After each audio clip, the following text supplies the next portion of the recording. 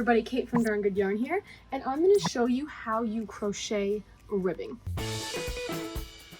So today I am working on our little baby cocoon, but you can use this crochet ribbing technique on sleeves, turtlenecks, pretty much anything. It's really, really cute. So I've clearly got a little bit of a head start, but I'm going to work this chain as if it's the first. So when you're using this technique, the first thing you want to do is to make a chain the length that you want the ribbing. So I just wanted this to be like maybe like a 2-inch ribbing. So that's how long I made mine.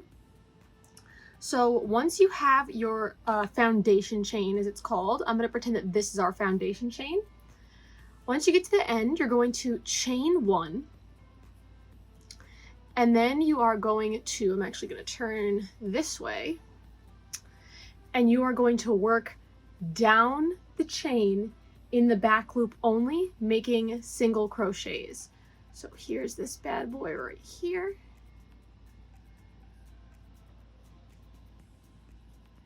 And I'm going to single crochet right down my length of chain. And this is the same for if you have a 5 chain or if you have a 50 chain. This is what you're going to be doing. Come on, buddy. There we go. That chain was a little tight. There we go. So you're just going to single crochet down the entire chain. And I'm using the worsted weight, our Darn Good Yarn worsted weight yarn for this, with a 4.5 millimeter crochet hook. Oops, almost a double crochet there. As you can tell, I've been double crocheting all morning, so I'm excited to try to sneak in a double crochet on y'all.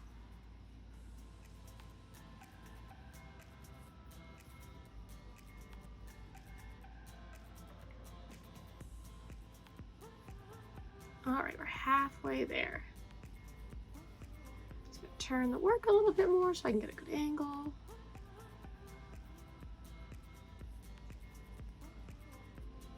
And just keep doing single crochets down the back loop until you get to that last chain. Come on, buddy. There you go. That one was a fighter. He was a fighter till the end.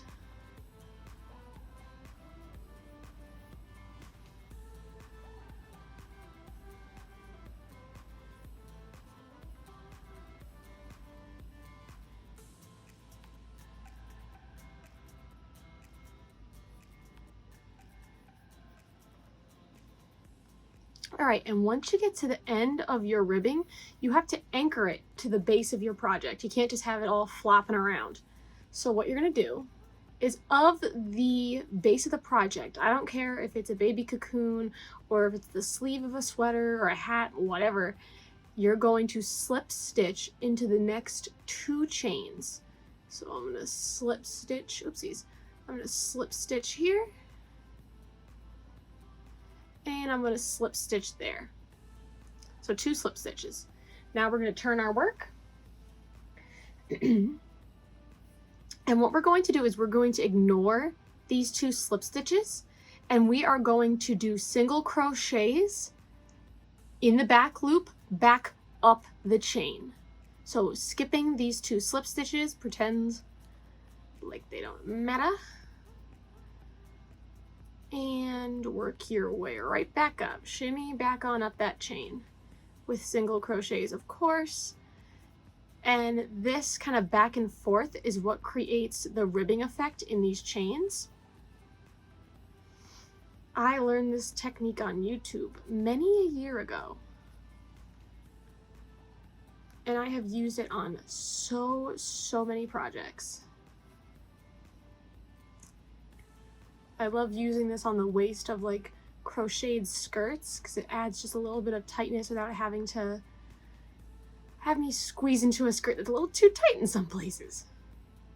These are also great for leggings or leg warmers.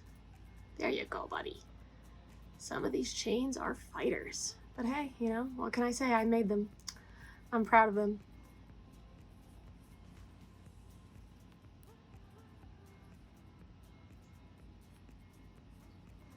All right, and once you get to the last chain, you're going to do your last single crochet, and you're going to chain one. You're going to turn your work, and you're going to do the same exact thing that we did at the very beginning, working single crochets down the chain, slip stitch into 2 of these stitches, and then turning your work, skipping the 2, and working your way back up. And what it makes is this beautiful ribbing. It's very, very soft. It's really, really cool looking, and adds a little bit of texture to your work. So here's what it looks like in comparison to, I did this body with just with just a bunch of different double crochets, and I'm giving the ribbing up top just to make it a little bit tighter, and it really makes the colors pop. The change in direction of stitches are really interesting to look at.